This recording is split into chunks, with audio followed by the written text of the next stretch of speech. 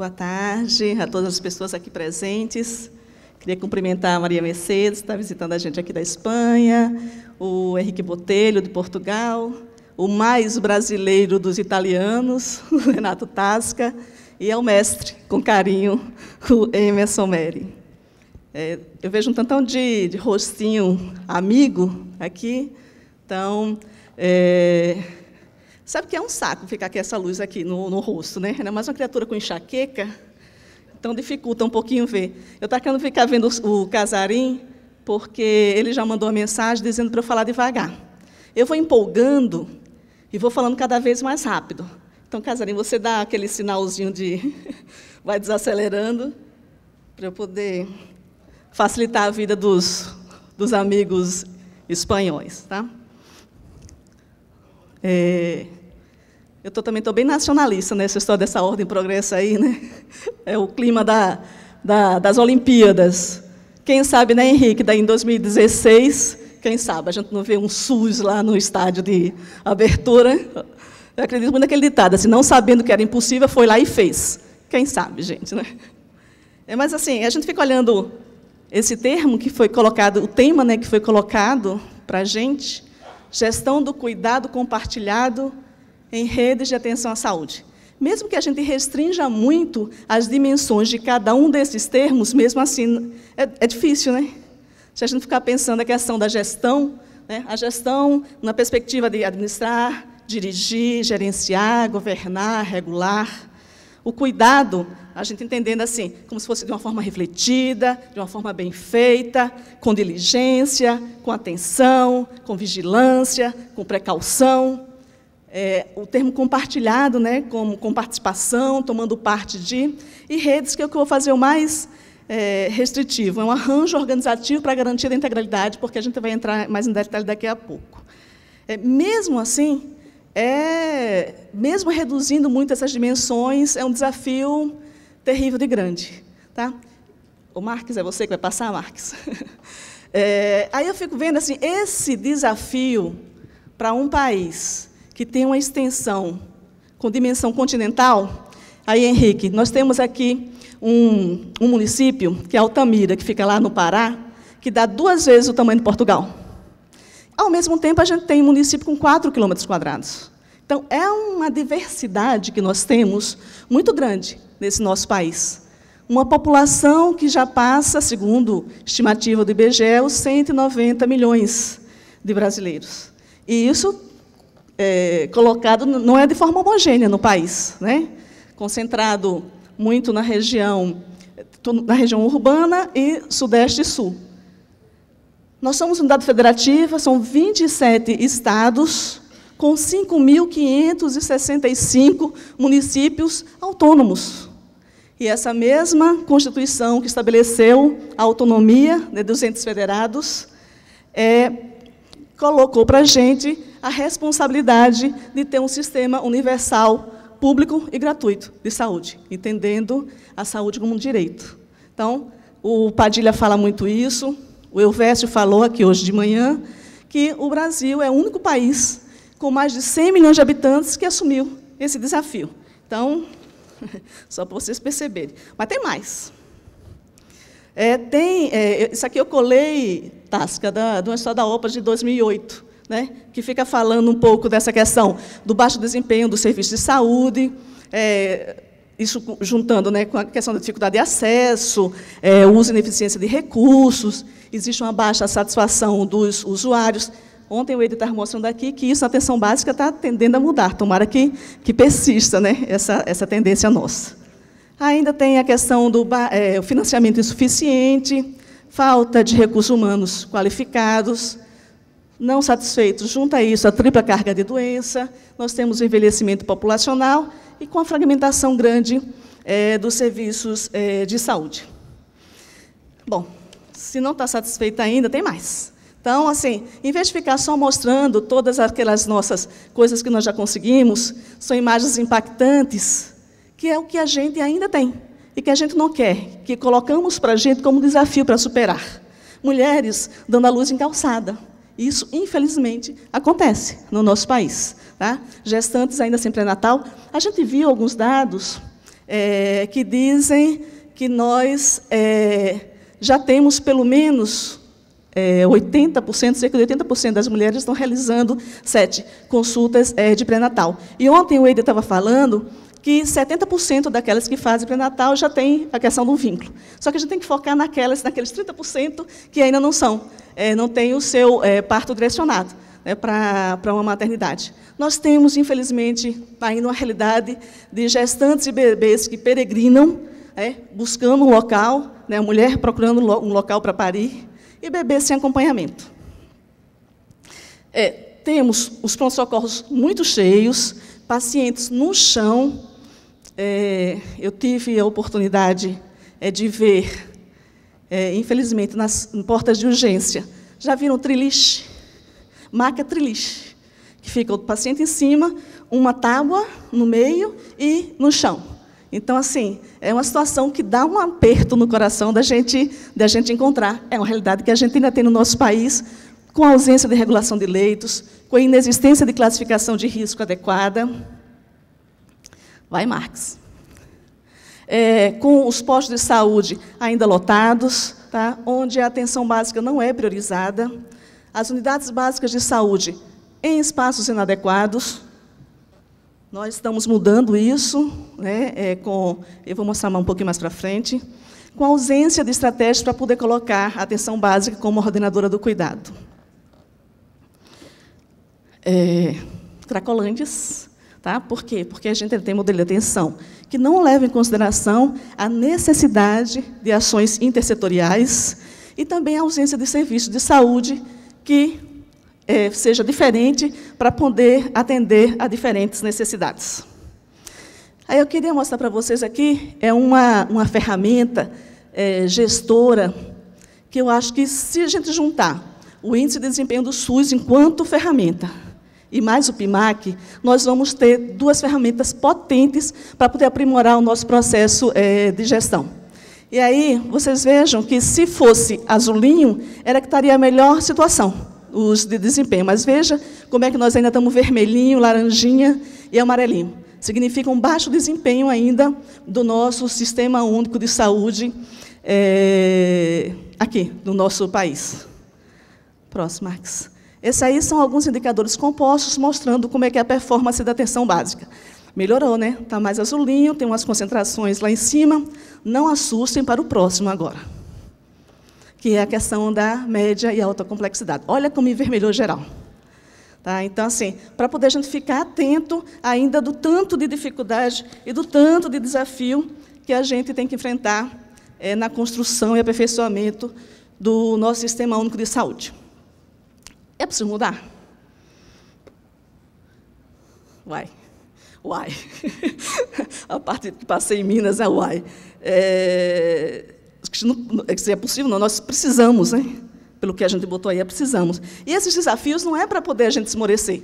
Pelo contrário, é para nos estimular, né? Para a gente poder ficar usando essas coisas cada vez com mais orgulho. Tá? E, com todas as nossas dificuldades, é bom quando a gente usa aqui e diz, eu estou construindo uma coisa que acredito. Tá? Então, eu acredito mesmo que nós estamos enfrentando um movimento favorável para modificações. Vocês lembram ontem, quando o ministro Padilha falou daquelas 5 horas, a primeira reunião que teve com a presidenta para poder discutir? Eu estava lá, naquelas 5 horas iniciais de discussão da presidenta discutindo a saúde. Foi difícil. Né? Foi assim, nós fomos muito tensionados, muito questionados em muitas coisas, mas também eu parava assim, olhava, gente, eu ficar 5 horas com a presidenta discutindo saúde, e depois o tanto de horas que ela vem discutindo, então hoje nós estamos com o nosso dirigente, com a nossa dirigente do país, sabendo todas as políticas que estão acontecendo. Isso acho que é uma coisa que chama atenção, né, da gente, isso é muito, muito interessante. Nós temos um ministro, atormenta a gente, né? Atormenta porque tem monitoramento, a criatura é jovem, né? Então, animado, viaja esse país inteiro, toda semana faz várias reuniões de monitoramento com a gente, Nós temos secretários, eu estou falando no âmbito do Ministério, né, com a qualidade do Elvésio, né, que formula sobre redes, né, que tem um histórico de construção importante do SUS. Tem um outro pupilo do Emerson, meio doido, né, dos quais eu me incluo. Ele foi ali, gente. Disposto, né, a pegar esse touro pelo chifre. Agora, principalmente, eu acho que é possível mudar por esses anos todos de construção que nós temos do SUS. Eu acho que a gente agora tem a maturidade para dar os saltos de aprimoramento necessários, né, para o nosso sistema. Então, de fato, a principal história, não é adoção de um modelo, é a reafirmação do modelo de atenção. A voz está saindo, deixa eu pegar água ali, gente. Não tem água aqui. É a reafirmação de um modelo de atenção à saúde que seja usuário-centrado. E aí vocês me permitam só uma ponderação aqui para poder fazer. Não está nem no meu scriptzinho aqui, não, mas é porque eu estava lembrando um pouquinho da conversa que o Gastão estava hoje de manhã aqui com a gente, que é a questão das lógicas. Eu tenho certeza que, como eu conheço o Gastão há muito tempo, que é a questão da lógica usuário-centrada. Eu acho que nós temos que ficar muito atentos, porque a lógica gestora, diferente da Maria Mercedes, eu sempre tive um espaço de gestão. E só em alguns momentos que eu estava como médica mesmo, atendendo, né? Eu sou médica, mas atendendo mesmo, diretamente. Tanto, assim, eu acho que é importante que a gente tenha a formação, que a gente tenha a remuneração, que a gente faça todos esses processos nossos de carreira, de aprimoramento. Mas é sempre sem perder de perspectiva que a gente tem que fazer isso tudo para poder adquirir cada vez uma melhor escuta, cada vez fornecer um melhor cuidado. Porque tanto o gestor, que tem as suas lógicas também, quanto o trabalhador, que tem as suas lógicas, tem que estar submetidos para a lógica do usuário. Por isso que eu reforço que a gente tem que reafirmar um modelo de atenção à saúde que seja usuário-centrado e que considere as necessidades de saúde da população. Que tenha a atenção básica de saúde como essa ordenadora do cuidado, que possibilite a integralidade e continuidade do cuidado, que garanta o acesso e a qualidade dos serviços, e, como eu tinha falado para vocês, que respeite as condições adequadas de trabalho, porque para poder fornecer um bom cuidado, para poder fazer a troca do bom cuidado, tem que ter... Está devagarzinho, Maria Mercedes, está entendendo? Estou fazendo um esforço danado, gente, aqui para falar devagarzinho. A questão do financiamento tripartite, tá? Porque tem que ser, tanto União quanto Estados e municípios, tem que ajudar no financiamento desse modelo. Um aspecto importante que a gente não viu assim ainda com a força que precisa acontecer na nossa portaria 4279, que o Tasca ajudou a elaborar, que fala sobre redes de atenção, não aparece ainda a função da regulação como coisa importante. Porque a gente tem que entender a regulação como facilitadora de acesso e como garantidora da equidade. A equidade é um dos princípios do SUS, que eu acho que a gente está mais devedora, né, para poder construir alternativas. E a regulação, eu acho que é um caminho para isso. E outra questão é que a gestão é comprometida com o alcance de resultados e combate à corrupção. E, assim, não há gestão unicamente, exclusivamente comprometida com isso, mas que nós temos que ter, porque só desse jeito é que a gente vai conseguir obter os resultados sanitários que a população precisa. Aí é que entra essa questão do comprometimento com o alcance de resultados. Então, acho que assim, é sempre bom a gente reavivar qual que é a imagem, objetivo, então, para a construção do nosso Sistema Único de Saúde. É um sistema universal, igualitário, com acesso facilitado e com garantia de qualidade. Acesso e qualidade que é o mantra do Ministério da Saúde, colocado pelo ministro Padilha, porque é uma necessidade premente, né, da nossa população.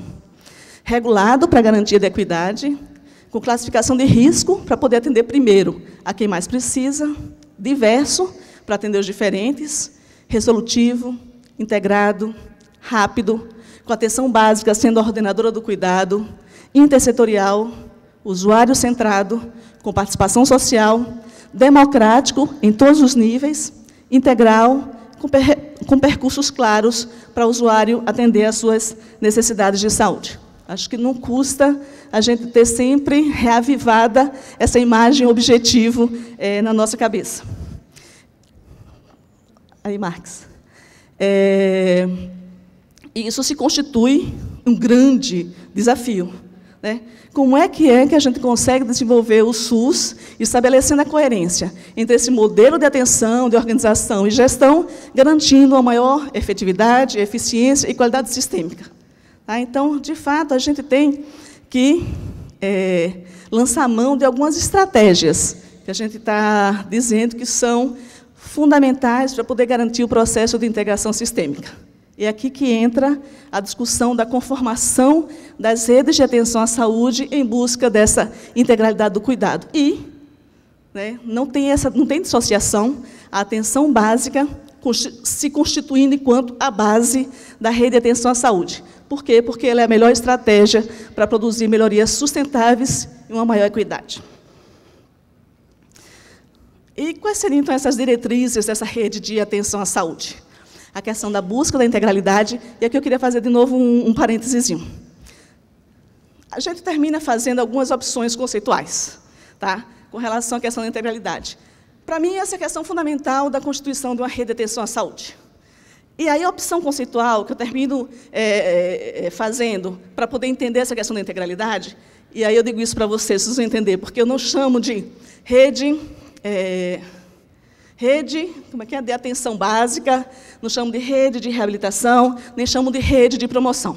Porque, na minha opção conceitual, rede teria que ser um ponto de encontro, tá? Esse ponto de encontro que garanta a integralidade, que vai passando entre todos esses níveis de atenção, seja atenção básica, atenção especializada, hospitalar de urgência e emergência, e esse outro que leva em consideração as fases da questão do processo da doença, de promoção, de prevenção, de diagnóstico.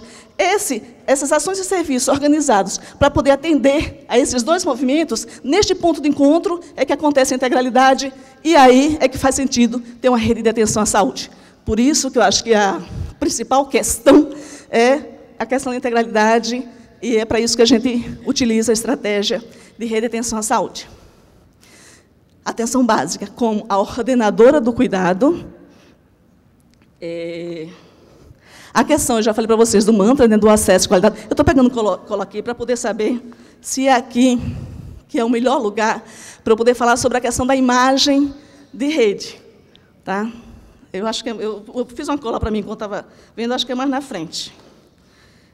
A questão do planejamento e da organização regional. Eu acho interessante que parece... Eu sou dessas gestoras antigas. Eu sou da primeira geração, junto com a Cidinha, né, Cidinha? Junto com, assim, enfim, da SUS. Primeira geração... A Cidinha tem um antes, né, Cidinha? Mas, assim, da primeira que assumimos em 1989. Tá? Então, essa geração pós-Constituição que assumiu a gestão. Então, a gente fica vendo também, às vezes, alguns nomes, alguns termos, indo e vindo, e, no final das contas, o importante é que aconteça. Tá? A questão do planejamento, a questão da organização regional, é uma discussão que a gente também já faz tempo. E a questão da sustentabilidade e financiamento tripartite, como diretriz importante na conformação, então, dessa rede de atenção à saúde. Aqui é porque, às vezes, assim, como a gente tem falado em muitos cantos, a gente fica tentando ser um pouquinho criativo para poder não encher a paciência de vocês, porque vocês ficam vendo, em todo lugar que a gente vai, aqueles mesmos slides, aquelas mesmas discussões. Então, quando a gente discute a questão dos componentes, na portaria 4279, em tudo que é a apresentação que a gente faz, são basicamente 3 componentes, né? A questão de ter um espaço territorial e uma população. E aí o Tasca já lembrou hoje da discussão do decreto 7508, né, que estabeleceu também redes, que estabeleceu a questão das regiões de saúde, mais, né, Renases, Rename, O CONAS e o CONASENS é conhecido como instâncias importantes de representação. A questão das comissões intergestoras bipartite, as comissões intergestoras regionais. E lá nessa 4279, que foi esse processo de construção importante que aconteceu e que foi publicado no final de 2010, está lá esses 3 componentes, né? Da população e do território, dos pontos de atenção, de uma estrutura organizacional que leva em consideração os pontos de atenção e mais um sistema logístico, enfim, de apoio, diagnóstico terapêutico e o modelo de atenção. Aí eu estou desdobrando isso, então é isso mesmo, só que dito dessa outra forma aqui. Então, lá vai o espaço territorial e uma população, esses serviços e ações de saúde de diferentes densidades tecnológicas. De novo, é importante enfatizar essa diferença de densidade tecnológica, porque a gente só garante integralidade se tiver diferentes densidades tecnológicas. Tá? E isso tem que estar adequadamente articulado e integrado. Temos que ter o processo de logística mesmo, com identificação, insumo, transporte, enfim. O sistema de governança, coordenação, planejamento, articulação e gestão, e, de novo, modelo de atenção. O que é que de novidade que a gente coloca aí como componente importante da retenção? É a questão do sistema de regulação. Aí entra com todas essas questões de normas, de protocolos, de fluxos, inclusive com a definição de competências e responsabilidades de pontos de atenção, porque isso é fundamental, não só para o sistema funcionar, mas até para poder o usuário ter clareza de qual que é a missão daquele ponto de atenção.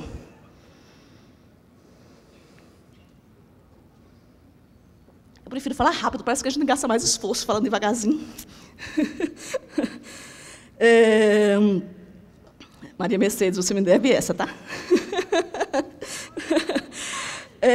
Que mecanismos e dispositivos para implementação, então? A gente destacou 3 aqui, que é a partir do serviço de atenção básica, que se estrutura o atendimento e o acesso a serviços especializados, entendendo a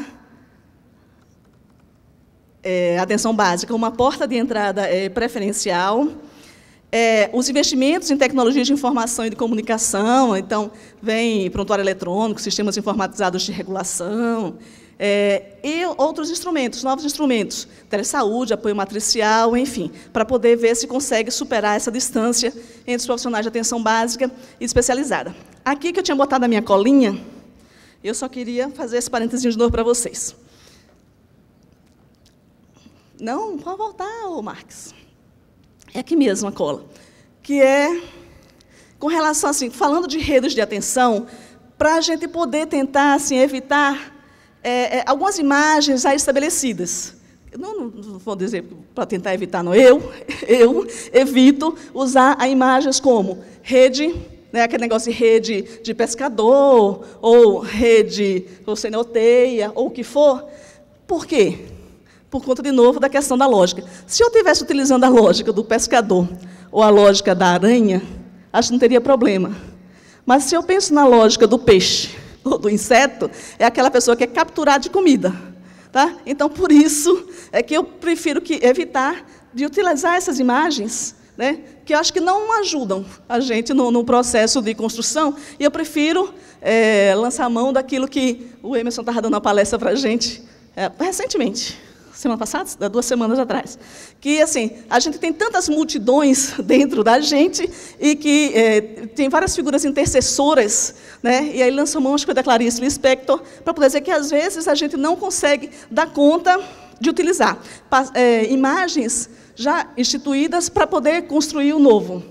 Né? Então, eu prefiro entender essa rede de atenção à saúde como o novo que a gente precisa colocar e novas imagens, né? Pinturas, desenhos, ou o que for, mas a gente conseguindo construir sem lançar mão de coisas já estabelecidas. Tá? Então, assim, eu busquei meu conforto com isso. Não estou dizendo que vocês têm que buscar o conforto, mas eu confesso que eu me senti mais confortável desse jeito, sem precisar ficar lançando mão ou dialogando com essas imagens que já foram estabelecidas. Tá? Aí o processo de implantação de RAS. Aí, de novo, Não é uma questão que é prescritiva e normativa, mas é um caminho que a gente percebeu, né, nas discussões que a gente fez de rede de atenção. Aqui está a Marizé, que não me deixa mentir, que foi importantíssima no processo de construção, representando o CONAS, junto com a Lourdes, o Nilo e a Silvana estavam representando o CONASENSE, mais a equipe técnica. Quando a gente estava construindo esse formatão de redes, a gente viu que era um caminho que dá um norte para a gente poder fazer. Então, a gente sempre parte da questão de um diagnóstico, de uma análise situacional. A gente estabelece prioridades baseadas em pactuações regionais, tá? Então, não é um processo fácil. A gente monta um grupo condutor que tem que ser representativo. Todos os que têm já alguma experiência de gestão sabem que, às vezes, existe aquelas tentativas de não deixar participar grupos políticos diferentes. Então, a gente sempre alerta que é importante a questão da representatividade nesse grupo condutor. Nós temos que desenhar a rede, e aí, no desenho da rede, estabelecendo os percursos dos usuários e fazendo a pactuação da função de cada ponto de atenção. Nós temos que contratualizar esses pontos de atenção, negociando com eles a questão dos parâmetros que precisam ser cumpridos e acompanhar a implantação da rede e os seus resultados. Pode ir. Bom, aí a gente aqui entra na questão das redes temáticas de atenção à saúde. Gente, por que foi que teve essa invenção de rede temática de atenção à saúde? Pelo que eu consegui acompanhar e sendo também uma implicada, nesse processo, basicamente por duas questões. Primeiro, foi um processo de oportunização que a gente fez. Tá? O que é isso, processo de oportunização? Estava em franca campanha eleitoral da nossa presidenta, ela falava da questão da UPA, falava da questão do crack, falava da questão de cegonha, de maternidade. Tá, e a gente com essa discussão de rede. Então, assim, como é que a gente consegue transformar esses compromissos que foram utilizados e colocados na campanha? Acabou meu tempo. Tchau, gente. Eu vou acelerar agora, Maria Mercedes, vou acelerar. Gente, passou ligeiro demais. Eu não tenho nem aquele negócio para dizer que foi porque não estava passando. Foram os meus parênteses. Então, foi o processo de oportunização que a gente fez, pegando esses compromissos que estavam sendo feitos e colocando dentro da lógica de constituição, então, de uma rede de atenção à saúde. E o outro grande motivo foi, precisamos começar de algum lugar. E por que a gente não começa naquilo que é do ponto de vista da priorização epidemiológica do país? Então, foi esse casamento dessas duas grandes questões que a gente fez esse caminho da rede temática de atenção à saúde, inclusive sabendo que elas não são repetições de programas. Tá? A gente tem também essa clareza. Então, nós pactuamos de forma tripartite essas 5 redes. E aí, desculpa, vou fazer mais um parênteses. A gente faz pactuação tripartite na esfera gestora, envolvendo lá a União, através do Ministério, CONAS, CONASENS. Mas isso também acontece nos territórios. Eu tive o privilégio de fazer o lançamento da Rede Cegonha, vi o lançamento da Rede Cegonha lá em Diadema, com a Cidinha. Estavam lá representados todas as unidades básicas de saúde, todos os pontos de atenção da rede, que estavam existindo processo de contratualização e de regulação. Então, esses processos acontecem em todos os níveis. E aqueles gestores que querem fazer da forma mais ajustada, faz isso. Negocia com seus trabalhadores, coloca de forma com controle social, porque estavam lá também representantes do Conselho Municipal de Saúde, fazer esse processo de construção de uma forma democrática. Tá?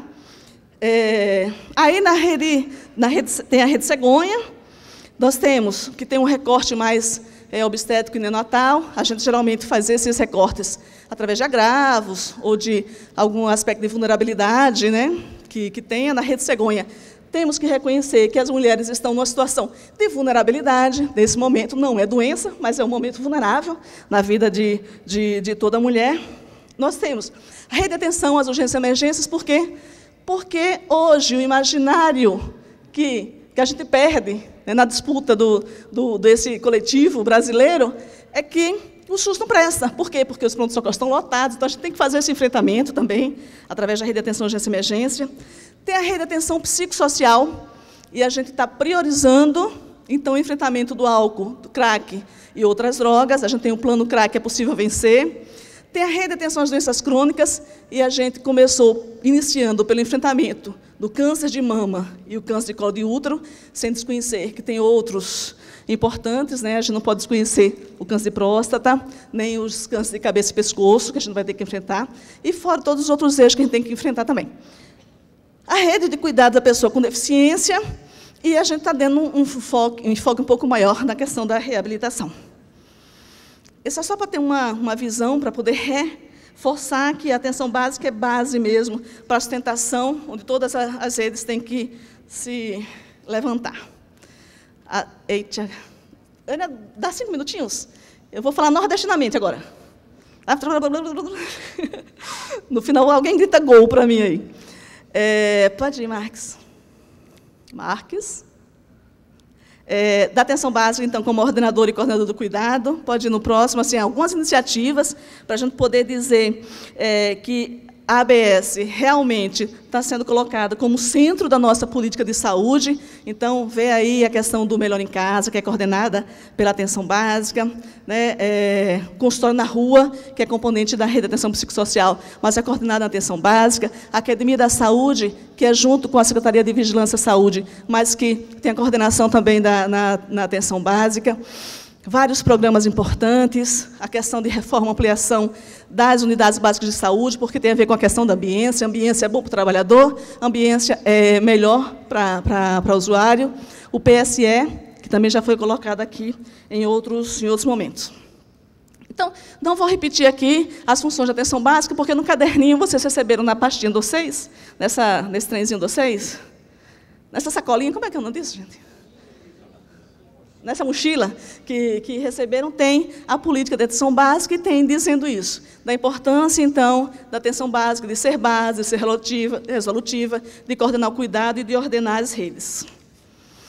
E todas essas outras questões de fortalecimento da gestão em todos os níveis, do controle social, ações intersetoriais, programa de requalificação de UBS, ampliação do acesso à qualificação da ABS, são várias iniciativas que foram colocadas aí para poder mostrar realmente que a atenção básica está ocupando o centro da nossa política de saúde. A Rede Cegonha, só vou pegar essa aqui de modelo e vocês utilizem para poder reproduzir para todas as outras. Lembra daqueles componentes que eu tinha falado? Então, questão da população. Então, a gente está vendo todas as histórias, não só de gestantes, mas também de recém-nascido, que a gente vai, crianças também até 24 meses, mas todas as mulheres em idade fértil. Vai que eu estou com alguma suspeita de gravidez. Eu vou na unidade básica, tenho condições de fazer o teste rápido de gravidez. Então, essa é uma questão importante para a Rede Cegonha, de alguns exames que são novidades quando a gente fez a conformação da Rede Cegonha. Eu estou uma dúvida. Chego lá, acolhimento com classificação de risco e a questão da ampliação do acesso e da melhoria da qualidade do pré-natal. A outra questão é da regulação. Quando eu garanto o vínculo da gestante à unidade de referência, tá, eu estou garantindo esse processo, esse fluxo, né, de que a mulher vai na unidade básica e já sabe onde é que vai parir. Tá? A questão da logística, tem aí o transporte seguro. Não vou entrar nem em detalhes com relação a alguns reveses que nós tivemos com relação à questão do transporte. A questão dos pontos de atenção, as unidades básicas de saúde, a questão da maternidade e do centro de parto normal, todos eles têm que garantir boas práticas e segurança na atenção do parto e nascimento. A questão do acompanhamento, então vejam a questão da atenção à saúde de crianças de 0 a 24 meses com qualidade e resolutividade. E a questão do planejamento reprodutivo. Junto a isso, que todas as nossas redes, nós estabelecemos a questão do grupo condutor. Nós orientamos sempre que é melhor ter um grupo condutor único de redes, porque eles conseguem fazer a sobreposição dos planos e identificar quais são os pontos de atenção estratégicos para todas as redes. Mas este Brasil deste tamanho todo que a gente viu, tem singularidades. Tá? Então, e tem autonomia. Então, as opções que os territórios fazem com relação à singularidade é aquilo que a gente segue. Tá? Então, o próximo, por favor. O Elvésio adora essa ambulancinha.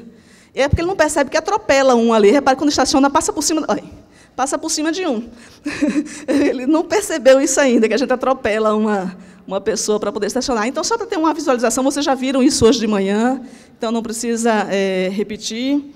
Nós temos a rede de atenção, urgência e emergência, né, para poder a gente garantir esse acesso humanizado integral e também garantir o atendimento de forma ágil e oportuna.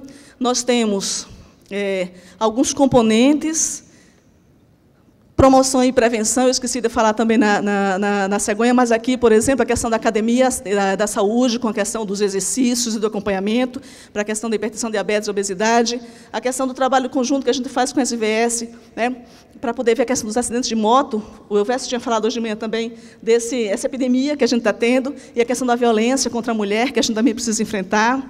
A questão da atenção básica, nós temos as salas de observação, que é um componente da rede de urgência e emergência, UPA, SAMU, portas hospitalares de atenção à urgência, com destaque para algumas portas hospitalares estratégicas do SOS, enfermarias de retaguarda e unidades de cuidado intensivo, algumas inovações tecnológicas, a gente está priorizando algumas linhas de cuidado, como AVC e AM traumas, a questão da atenção domiciliar, como melhor em casa. Tá? Então, todos são componentes, e é isso, a gente está tentando aproveitar serviços que antes eram existentes e colocar dentro da lógica de rede. É fácil? Está longe de ser.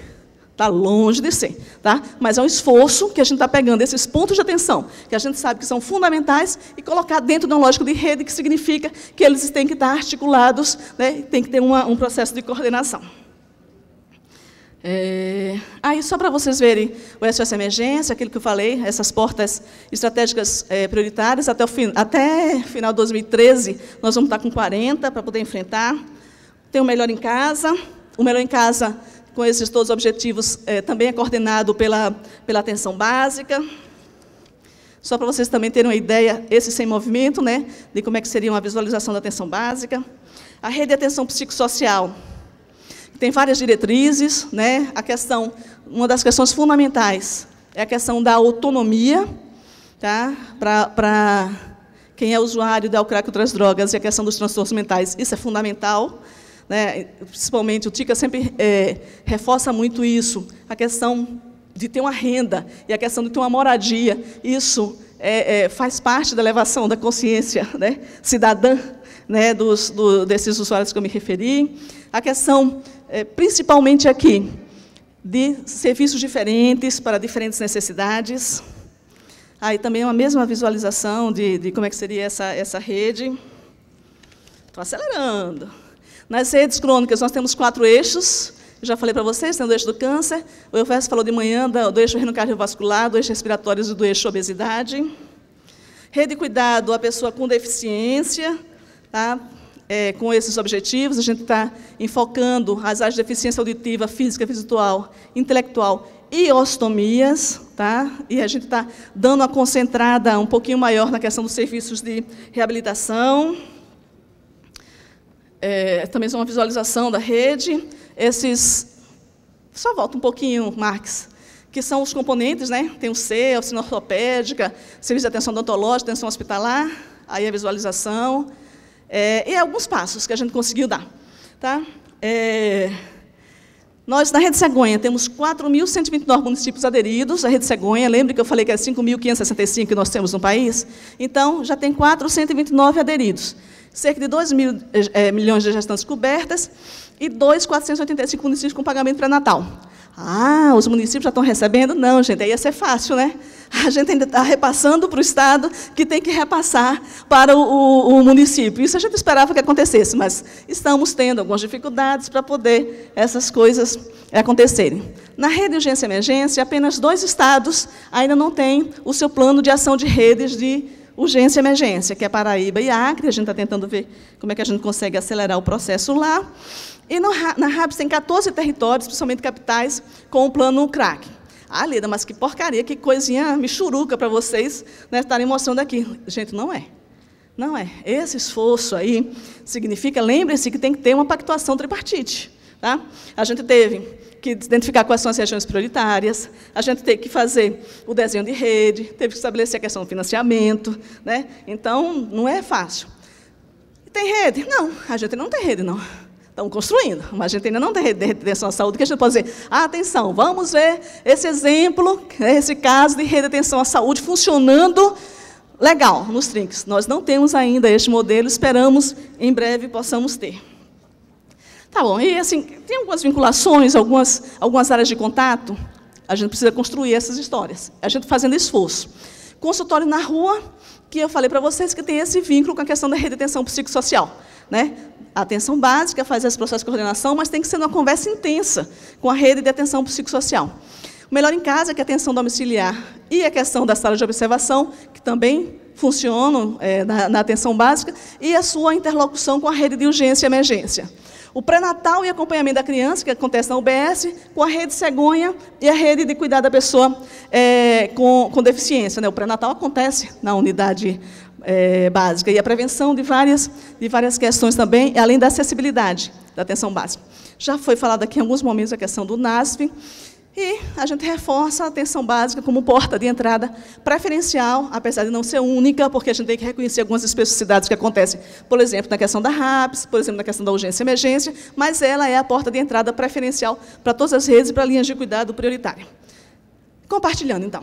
A gente tem que fazer esse processo todo de compartilhamento entre os gestores, então, União, Estados, municípios, pactuando políticas, acertando financiamento, respeitando as instâncias que existem hoje, de CIR, de CIB, de CIT, entre áreas, tá? Então, é entre setores, entre ministérios também, é intersetorial, interministerial, como é o caso do Viver Sem Limites, como é o caso do Plano CRA, que é possível vencer.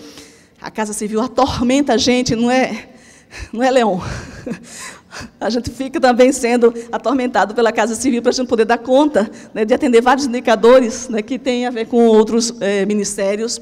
Tem entre as redes temáticas, urgência e RAPS, como eu falei, entre a cegonha e deficiência, porque a gente está identificando algumas maternidades para poder fazer, ter os equipamentos para poder fazer a identificação da deficiência auditiva, entre os profissionais diversos, tá, porque a gente sempre defende a questão da equipe multiprofissional, e a questão de entre os profissionais e usuários, sempre dizendo a possibilidade de construção da autonomia desses usuários. Então, gente, construir o SUS, né, é uma luta cotidiana e é para a vida inteira. Mas eu acho que vale a pena a gente combater esse bom combate. Tá? Obrigada.